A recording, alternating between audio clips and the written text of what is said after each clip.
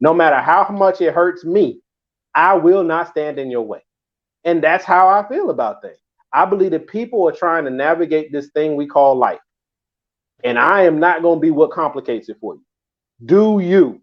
I will now decide how I react to you. Simple. You muted, bro. Can't nobody hear nothing you say. I was saying down though because I ain't got her bro for 30 something minutes now. What am I supposed to say? Um, Say what's on your heart, baby.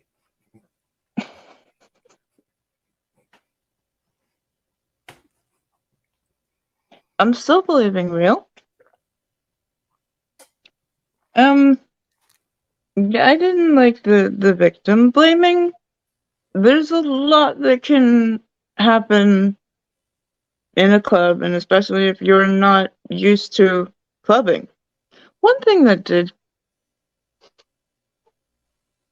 um, yes, I'm Yes. curious. Mm-hmm. You put the difference of you said you can break up for any reason all the way up through being affianced. Oh yeah. We're still there's no we have not taken vows. Our status has not changed. This is a glorified girlfriend boyfriend situation. Huh. Okay, interesting. For me, once you make the commitment, you have gone up a level, and I would expect a little bit more No, it's a of level. a reason, but that's me. So And yeah, I see, get I it. think No. this is where it's getting confused. Because I saw Okay. where Learn Life said it sounds a little victim blaming, and then you just intoned that as well.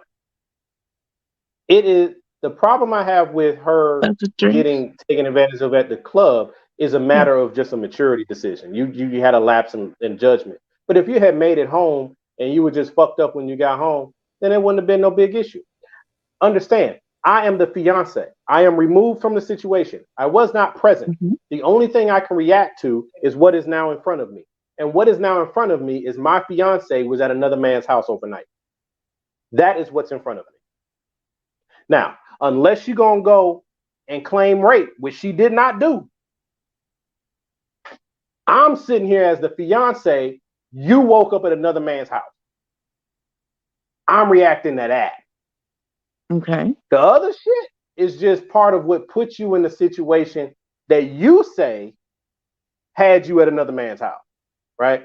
But if you've ever been in a relationship and it's breakup time or whatever, people say all kinds of shit to explain why the hell we in the moment that we in. And you can buy into every excuse that they can come into, and you'll just find yourself wrapped up back in this relationship. And it's still now you got trust issues and all kinds of shit going on, but y'all still together. And that's fine for people who do that. That's fine. I'm saying for me, Mhm. you did not respond to my phone calls. You say your phone was dead. You left with your sister, but your sister came home and you didn't. You say that you don't know what happened. You ended up at another man's house the next day. You say nothing happened. He says it did happen. I am the fiance. I was not present for none of this shit. You tell Mhm. me how you take that shit in. Your significant other has just told you after their phone was dead, they did not leave the club with their sister and they woke up at another person's house. You tell me how that comes down to you. There is no explanation in God's green earth that would line up for you that you would take at face value. And if you do, that's you. I don't understand how you roll with that. But if that's the case, you'll never exit any relationship. If that's the case, you be in with somebody who lie and cheat on you all the time because you gullible. You willing to take whatever the fuck somebody say. I can't do it. Now, the problem with my approach is that it's quite absolutist. So I could end up losing a relationship, like in this particular case, where none of that Mhm. was what really went down. And Right. now I've lost a relationship because I wasn't willing to give her the benefit of extreme doubt in this situation. But fine. That's another part. That's the part nobody I know y'all don't understand about me. You can't miss what you don't have. I made a decision. I own my decision. Mhm. Good, bad, or indifferent. I will live with the pain or frustration of my decision. And my decision is what you said, the shit ain't lining up. And then when I found out, when your sister comes clean 2 years later or some crazy shit, then I would have been just like him. I wouldn't have come back to try to get you back. I would have come back to in person say, this is what happened. I made the wrong decision. I hope that you are okay. And then got the fuck on.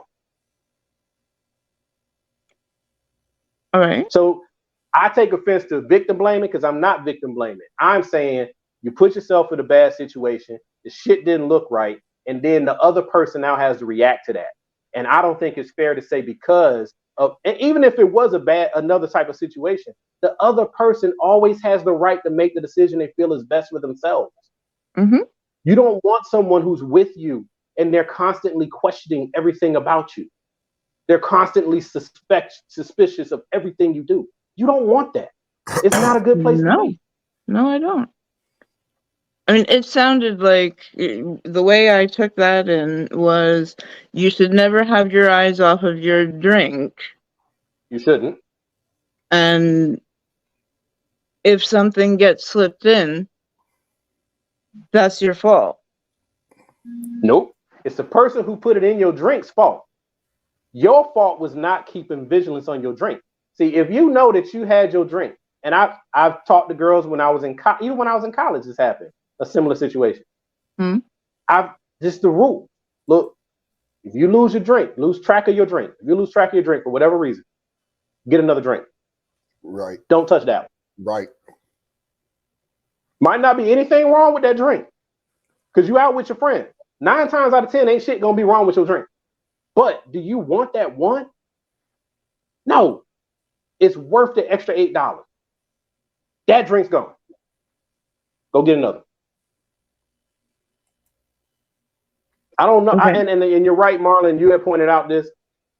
These are rules that I learned not even from my parents, dog. I mean, I've received it multiple times in my youth. You know, even before I started drinking, these rules were shared with me. Before I hit college, these rules were shared with me. Heard it all the way through my 20s. So it's like, yeah, that's me making an assumption, right? But it's like, damn, that's like fucking common sense. Nobody is responsible for your safety but you. Mm-hmm. Nobody. Agree there. I do not see why it would be a problem to